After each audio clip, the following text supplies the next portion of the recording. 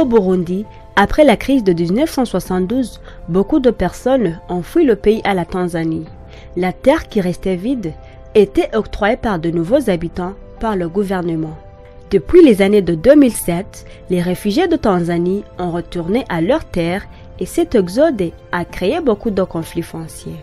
Les conflits ne se limitent pas qu'aux résidents et rapatriés, mais aussi pendant l'héritage familial ou conflits limitrophes. Actuellement, 85% de la population burundaise dépend sur leur terre pour survivre et cette dernière est alors leur source de vie la plus importante.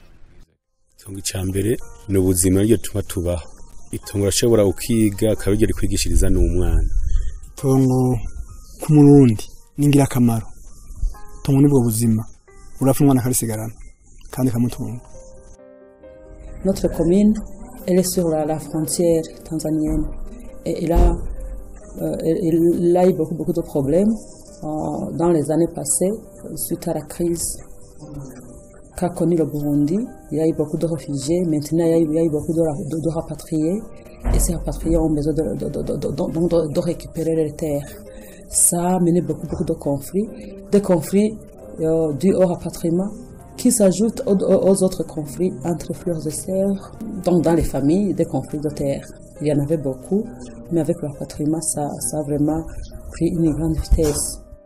Zoa a commencé le projet d'enregistrement de la terre en 2014 avec le but de démunir les conflits fonciers. Il a travaillé avec collines qui sont formées pour résoudre les conflits fonciers dans leurs collines. Tati dukunda kwakira ku mutumba n'amatata afatiye ku matongo cyane kubahungutse n'abasanga. Zoa ne s'est pas proposé de venir dans le domaine foncier. Il a répondu aux lettres qui lui avaient été envoyées par les communes en demandant si c'est possible d'être appuyé techniquement et financièrement pour la mise en place de ces services fonciers qui venaient d'être acceptés par la loi de 2011. Avant d'enregistrer la terre, Zoa devrait sensibiliser la population sur les droits fonciers et qu'une fois l'enregistrement est fait, les vrais droits sont enregistrés, également les droits fonciers des femmes. Les sortes de sensibilisation que nous avons utilisées ici dans la commune Mabanda. Auparavant, nous utilisions des radios diffusées, mais nous avons pu améliorer. Et nous avons, après les radios diffusées, nous avons utilisé des émissions tumenye vya matongo yacu. Troisièmement, nous avons utilisé des réunions dans les collines. Naje 76 mu kwezi k'umunani hanyuma rero twaje kubera leta ihimije kwitotwara amashamba yo gutwara abantu. Hanyuma leta niyo yaduhamagaye idushikana mu ntara y'Amakamba yari kirarondesema yari ari ntara. Icyatumye duhunguka nuko twicaye hari Tanzania kitari gito turi mu buhungiro kuri twa twahunze mu mwaka w'igihumbi 1972. Tumaze gushika ngaha tukaza kuri uwo mushinga ntahe Salomo tumubajije yuko yoshobora kutuza mu itongo ryacu yaravyanse. Hanyuma avyanse nuko kuca twitura mu Sentebe waradufashije uca udukomereza yuko dukwiye kuronka itongo ryacu byose. D'entamer à la reconnaissance proprement dite, la commission de reconnaissance collinaire qui est chargée de ça pose des questions à Orokera, c'est-à-dire aux demandeurs du certificat. Comment il a eu la propriété, description détaillée au sommaire de sa propriété. Aussi, au cours de la reconnaissance, le voisin limitrophe regarde si le demandeur ne doit pas dépasser les limites. Et aussi, les agents fonciers se munissent du GPS, des camètres, et aussi Jaro, boussole, carnet de terrain, PV physique, les fiches d'opposition, car une fois n'est pas eu le conflit, et on va passer d'abord à la confection du dossier, et puis à l'affichage du PV, avis de clôture d'enquête.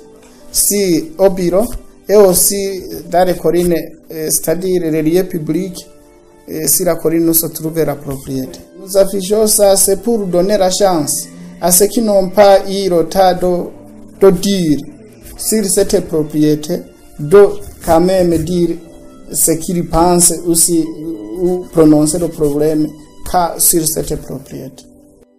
Abasuzumyi icyo bakora twebwe icyo dukora ni ukugira ngo twumvikanishe bajya abantu bafitaniye ibibazo cyane cyane mu matongo y'abahungutse n'abasangwa canke mu miryango. Hanyuma rero ko mu gihe tumaze kubumvikanisha tuca duhamagara rujya rwego ntwanyamatongo rwo muri komine bakaca baza mu gihe cyo kwapimira no kubatunganiriza tukabaho tukabivyabona no gusinya akazi ry'ampapuro twandika ko kugira ngo tuzobivyabona. Naciye nunguruza sentare y'amakomoreye tungure muri yo sentare idasanzwe. Hanyuma rero tumaze kuburana niho twabana yuko kuburana ari ukusasagura byinshi. Tuje inama n'uyu tujya twicara gushika naho tushika mu nzu wanje namutwe hano tuyagire mu nzu amaturumvikana yuko ahantu hiwe hagaragaye ko tusha tuhagabura kandi byarabaye. Akamaro kariho bwa mbere bwo abantu bumvikanye ugusesagura kurageruka bijya bintu byo zigamye umuryango bica bibafasha kuko basesaguye cyane umuryango ucuhomba. Iyo niyo nyungu kandi n'imibano ikiba myiza cyane. Mukuvuga ngo tubahamagare basuzumye twaje ko yindukana ko tuzogabura ibice bingana abaje kudushigikira kugira ngo badufashe babivyabona. Twebwe nyene dukora duhejeje kubafasha tukabumvikanisha ari impapuro twuzuza hanyuma ku mpande zibiri bakazisinya tugaca tuzitwara mu kigo ndangatongo. Naho nyene mu kigo ndangatongo baca nabo nyene barabishira mu mashini kugira ngo bigumeyo ntihagire umuntu azosubira kuvuga ko bitabaye. Ubwa mbere ntitwumvikana ubwo tumaze kumvikana tukaba tujyana no kungenda tugiye mu manza cha tubona ko turi umwe cha tubona twimvikanire nta kindi cyatumye n'icyo. Impinduka zabaye nyinshi cyane abenegihugu barumvise yuko amatongo arayabo ko amaze kuyapimwako kuko n'amasertifika ndangatongo bacabona ko amatongo bayabona neza ko arayabo. Le service foncier a eu beaucoup d'impact positif.